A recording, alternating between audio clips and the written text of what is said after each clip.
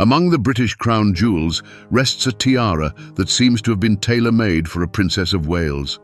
A delicate floral wreath shimmering with diamonds, it is the very embodiment of romance.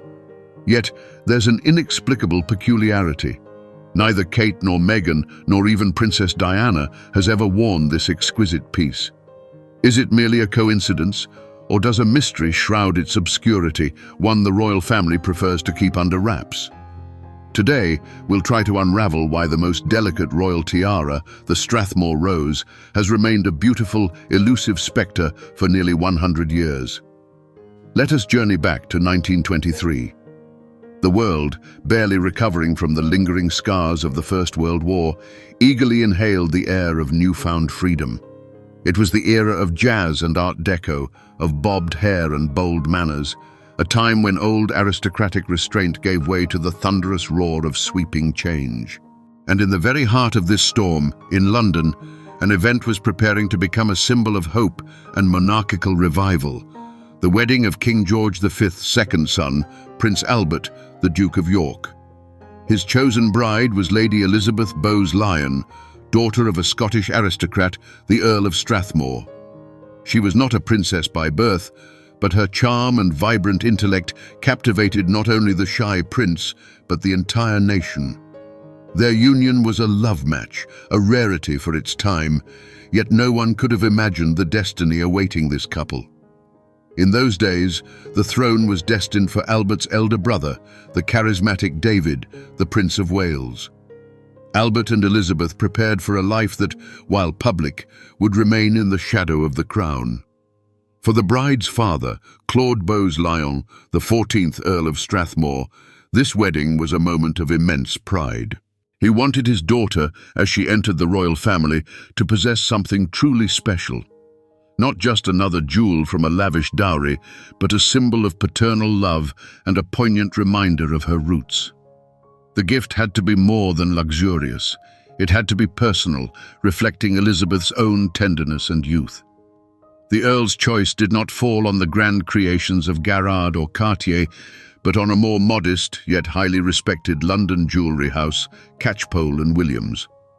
Instead of commissioning something new, he turned his attention to an existing piece crafted by jewelers in the late 19th century. This decision imbued the forthcoming gift with a patina of history and continuity. The tiara already possessed its own, albeit unspoken, story, and now it was destined to become part of a new, far more illustrious chronicle. The Earl's vision was a stroke of genius in its foresight. He presented his daughter not a ponderous diadem befitting a monarch, but an elegant, almost maidenly wreath of wild roses. It was an adornment for a duchess, not a queen. Yet, in selecting such an exquisite and impeccably tasteful masterpiece, he seemed to foretell the future. He gave his daughter a tiara worthy of one day gracing the head of a queen consort, unwittingly prophesying a destiny no one in 1923 dared to imagine. Let us, for a moment, set aside its royal status and view the Strathmore Rose tiara simply as a work of art. Before us is not a formidable crown of power, but rather a poem penned in platinum and diamonds. It is a garland, a wreath of 5 heraldic roses connected by delicate branches adorned with leaves. The jewelers achieved astounding naturalism. It seems these flowers were just plucked from a morning garden, and dewdrops seem poised to tumble from their petals. At the heart of the composition are 5 blossoms of the dog rose, or wild rose, crafted with astonishing botanical precision. Each petal is a separate plate, encrusted with diamonds in a pavé setting, creating the effect of a seamless, shimmering surface. These roses are not static. They are brimming with life, as if frozen just before a gentle breeze might stir them. This is the genius of late 19th century jewelers. They didn't merely imitate nature, they sought to capture its very soul. And now, let's talk about the stones. The total weight of the diamonds in the tiara is 50 carats, a veritable fortune in those days. But it's not just about the weight. Most of the stones feature an antique cut, which differs from modern styles. It doesn't produce a sharp, cold sparkle, but rather a soft, vibrant shimmer akin to moonlight dancing on snow. This creates a feeling of warmth and romance, perfectly harmonizing with the floral motif. At the heart of each flower is a large solitaire diamond, serving as both a visual and thematic focal point. These central stones conceal the piece's main secret. The Strathmore Rose tiara is a brilliant example of a convertible jewel, a style immensely popular during that era. Each of the 5 roses could, with a hidden mechanism, be detached from the base and worn as a separate brooch. Imagine the creative possibilities this offered its owner. But there's more. The tiara's instructions hinted at another astonishing feature. The central diamonds in the roses were removable. They could be swapped out for 5 magnificent sapphires, which also came with the set. Just picture the transformation. A daytime crystal-white diamond wreath could, in an instant, become an evening piece, mysterious and accented with deep blue hues. This wasn't just one piece of jewelry, it was an entire miniature jewelry wardrobe. Thus, the Strathmore Rose is not merely a beautiful object. It is a marvel of jewelry engineering and a symbol of its time. A symbol of a woman who values not just luxury, but also elegance, versatility, and personal style. If you were to hold it, you would feel the pleasant heft of noble metal and stones, contrasting with its ethereal, almost weightless appearance. This is a treasure to not just see, but to feel. April 26, 1923. All of England held its breath, eyes fixed on the doors of Westminster Abbey. The wedding of a spare prince and a Scottish aristocrat offered the nation a breath of fresh air. And then, as the bride emerged from the carriage, everyone saw her, Lady Elizabeth, clad in a simple but elegant ivory gown, fashioned in the latest style of the era. Her ensemble was meticulously planned, but it was her father's wedding gift that became its culmination and the primary topic of conversation. Against all expectations, Elizabeth did not wear the tiara as a traditional diadem perched high on her coiffure. Following the cutting-edge fashion of the Roaring Twenties, she wore the diamond wreath low on her forehead like an exquisite bandeau, coquettishly framing her sleekly styled hair. It was a bold and incredibly stylish gesture. Such adornments were worn not by monarchs, but by socialites and silent film stars. With this choice, the young Duchess of York seemed to declare herself. She was part of a new era, respecting tradition, but living fully in step with the times. The reaction was overwhelming. The press and public were enchanted.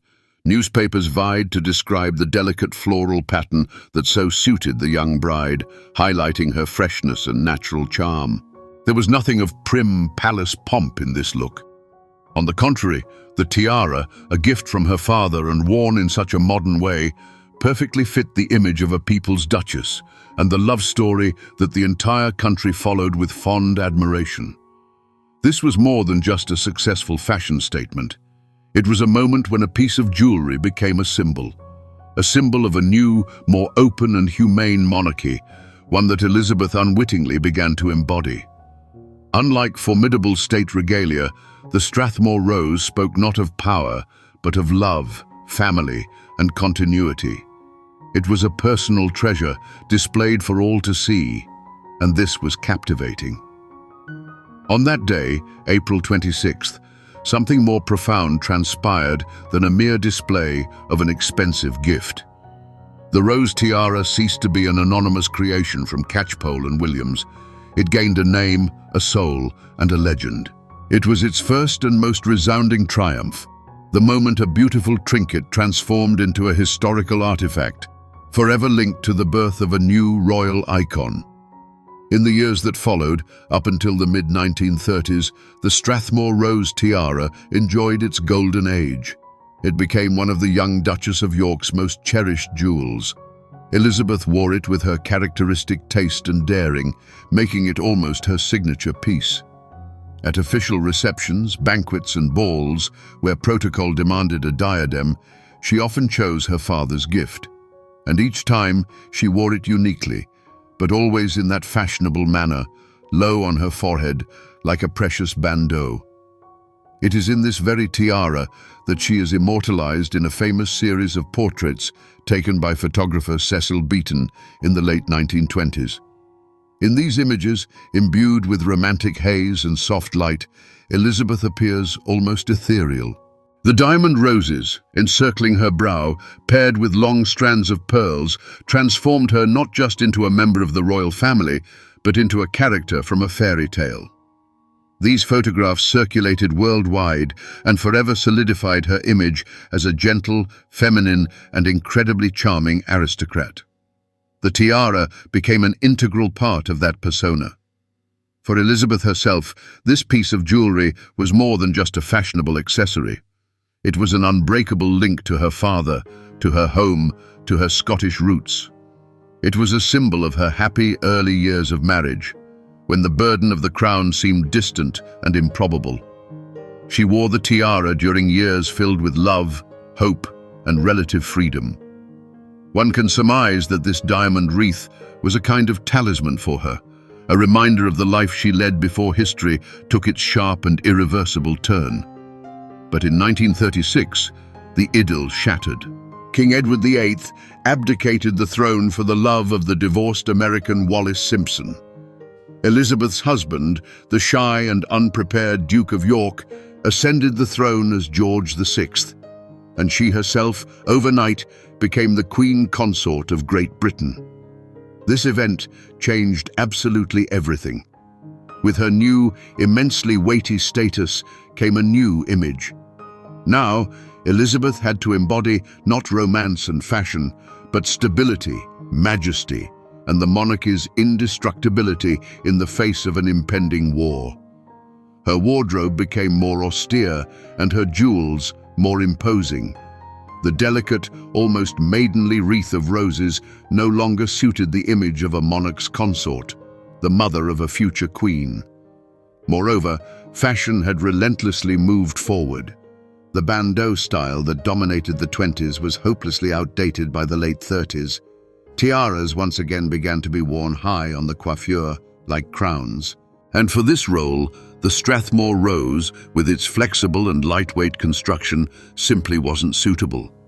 Thus, almost imperceptibly to the public, the most delicate royal jewel was put away in a distant safe. Its golden age, bright but brief, had come to an end. The tiara became a relic, a memory of the young Duchess Elizabeth once was, and now it awaited a long, almost century-long oblivion. And here, the story takes a sharp turn and plunges into a fog of speculation. Because from the late 1930s onward, the Strathmore Rose tiara seemingly vanished. It wasn't sold, it wasn't stolen, it simply ceased to appear in public. And this almost 100-year silence has spawned numerous rumors and whispers, transforming the delicate wreath into one of the main enigmas of the royal treasury. The most dramatic, yet least substantiated theory suggests that a family secret or even an ill omen is connected to the tiara. Proponents of this version hint that it was after Edward VIII's abdication, which was a tremendous shock to the family, that the Queen Mother stopped wearing her father's gift, as if it reminded her of a carefree era that ended so tragically. However, this is merely a beautiful legend. There is no documentary evidence to support it, and the Queen Mother herself lived a long and happy life, which hardly aligns with the idea of a curse. A more down-to-earth theory, long whispered among connoisseurs, suggested the tiara was simply broken. It was speculated that its delicate construction had not withstood the test of time, and that repairing it without compromising its historical integrity was deemed impossible. This theory seemed perfectly logical and handily explained why a piece in the collection was never actually worn. It persisted for decades until a single, unexpected event blew it completely out of the water. Another hypothesis revolved around its unique status.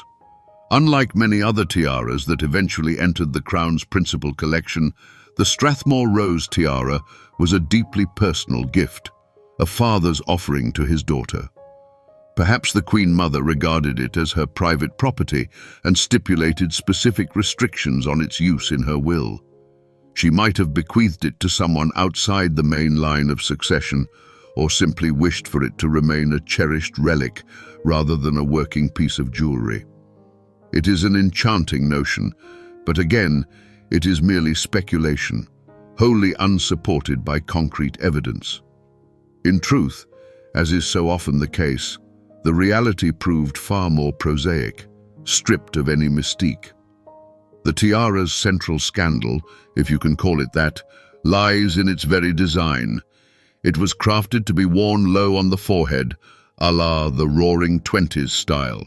Attempting to perch it atop a contemporary hairstyle as a classic diadem would be exceedingly awkward. It simply would not sit properly. Furthermore, its delicate, almost maidenly appearance pales in grandiosity when compared to other, more overtly regal tiaras in the collection.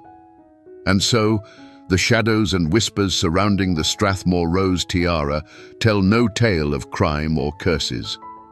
It is a quiet drama of a piece of jewelry held captive by its own distinctive style and a bygone era. Its primary enigma is not that there is something wrong with it, but rather that it was simply too perfect for its own time and far too impractical for ours. Decades rolled by. The Strathmore Rose tiara slumbered in the velvety darkness of royal vaults, transforming from a beloved adornment into a half-forgotten legend. Its sole owner, Queen Elizabeth the Queen Mother, lived an extraordinarily long life, becoming a living symbol of resilience and tradition for generations of Britons. Then, on March 30, 2002, at the age of 101, her heart ceased to beat. More than just a queen passed away. An entire era, which she so vividly embodied, came to a close. With the Queen Mother's passing, the fate of her colossal jewelry collection naturally came into question. Unlike the dramatic spectacles of public auctions, this transition occurred quietly within the family. The entire collection, the Strathmore Rose tiara included, was inherited by her eldest daughter, the reigning Queen Elizabeth II. This was more than just a change of ownership. It was an act of poignant farewell. The exquisite piece, so inextricably linked to her mother's youth and early years, had now officially left the hands of its first and only mistress. The atmosphere surrounding this moment was imbued with a quiet melancholy. There were no bidding frenzies, no contentious disputes among heirs. There was only a single, resonant fact. The last thread connecting the tiara to the living person who had worn and cherished it had finally broken. It was no longer merely a father's gift, but a tangible piece of the crown's historical legacy. It had definitively transitioned from the category of personal belongings to the esteemed status of a museum exhibit, albeit one held within a private collection. Thus concluded its long-period dwelling in the shadows. From the late 1930s until 2002, the tiara had been a silent witness to history. It missed its new owner's coronation, her children's weddings, state visits, and grand jubilees. While other diadems glittered under the camera's relentless flashes, the delicate diamond roses patiently awaited their moment in the dark. The Queen Mother's death drew a definitive line under this particular chapter. The era for which this tiara was created and the era of the woman who wore it both concluded in unison. And then, in that very same year, 2002, as the nation bid a fond farewell to the Queen Mother, an event unfolded that plucked the Strathmore Rose tiara from the annals of oblivion. At London's Victoria and Albert Museum, a magnificent exhibition celebrating her life was unveiled. Among the gowns, letters and portraits, at the very heart of the display, bathed in the glow beneath museum glass, a diamond wreath shimmered. It was indeed the one. After nearly 70 years of slumber, the legend had materialized. The public was utterly captivated. It was one thing to glimpse the tiara in old, faded photographs, but an entirely different experience to behold it live, illuminated by the spotlight's brilliance. First and foremost, the primary myth was instantly debunked. The tiara was not in fact broken. It appeared before onlookers in pristine condition, as if the jewelers had only just completed their work yesterday. Its delicate, vibrant shimmer, characteristic of antique-cut diamonds, cast an enchanting spell. Crowds lingered for hours before its display case, eager to discern every intricate detail of this fragile marvel. But most significantly, the very perception of the adornment had shifted. In the 1920s, it had been an ultra-fashionable accessory, a vibrant symbol of youth and the avant-garde. By 2002, it was viewed through an entirely different lens. It was no longer a mere trendy item, but a priceless time capsule. In its curves and the scintillating gleam of its facets, people perceived not just blossoms, but an entire vanished civilization, an era of jazz, carefree spirits, and the final years of old Europe before the catastrophe of the Second World War. The tiara had ceased to be mere jewelry. It had become history itself. This exhibition marked a glorious second birth for the Strathmore Rose tiara. It ignited an explosion of interest in the long-forgotten treasure. Jewelry historians, royal commentators, and everyday enthusiasts began discussing it with renewed vigor. Online, photomontages started circulating, picturing the tiara adorning younger female members of the royal family, first on Kate, then on Meghan. The question, "Why does no one wear it?" was no longer rhetorical. It transformed into the central mystery. It was at this precise moment that the tiara's value reached its absolute zenith. Its worth was no longer simply about the price tag of 50 carats of diamonds. Its true value had become utterly intangible. Its unique provenance, a deeply personal paternal gift. Its single devoted owner, its association with one of history's most beloved queens, its flawless preservation, and its sleeping beauty status, all coalesced to transform it into something far greater than mere jewelry. It became a cultural phenomenon, a symbol of mystery and vanished beauty, returning to remind us of its enduring presence. So, where exactly does this enigmatic treasure reside today? The answer is simultaneously straightforward and intricate. The Strathmore Rose tiara remains perfectly preserved within the royal collection, which, following the passing of Queen Elizabeth II, was inherited by her son, King Charles III. It is not on public display at the Tower of London alongside the crown jewels, which belong to the state. Instead, it forms part of the monarch's personal, inherited wealth, securely housed in the vaults of Buckingham Palace. It is precisely this status, that of a custodian, not an owner, that best describes its current position. Today, the Strathmore Rose tiara is no longer an accessory, but a revered historical artifact. No one considers it a potential adornment for the next royal wedding. It is a fragile imprint of a bygone era, inextricably linked to the persona of one singular woman, the Queen Mother. To wear this tiara today would be tantamount to arriving at a reception in an authentic gown belonging to Marie Antoinette from a museum collection. It is certainly possible, but it would no longer be fashion. It would be historical reenactment. Of course, the inevitable question arises, how much is it worth? Yet to answer that in mere pounds or dollars would be to utterly miss its true essence. Yes, at its core, it comprises 50 carats of exquisite diamonds and platinum. But that represents only a fraction of its true value. Its primary worth is woven from intangible assets, impeccable provenance, that is, its documented history of ownership, its profound connection to one of the most iconic figures of the 20th century British monarchy, and its unique status as a rediscovered treasure. If, purely hypothetically, this tiara were ever to hit the auction block, its price would skyrocket to astronomical heights, far exceeding the value of its materials. But that will never happen. For now, it belongs not to a person, but to history itself. Its primary function is not to adorn, but to preserve memory. It stands as a guardian of eternity, a silent witness to love, change, and the relentless march of time. So why does this tiara, seemingly tailor-made for a Princess of Wales, remain a beautiful and unattainable phantom? The answer is now clear. Its oblivion is not due to scandal, a curse, or family feuds. The reason is far more subtle and profound. It is respect. Respect for history, for style, and most importantly, for the memory of one singular woman.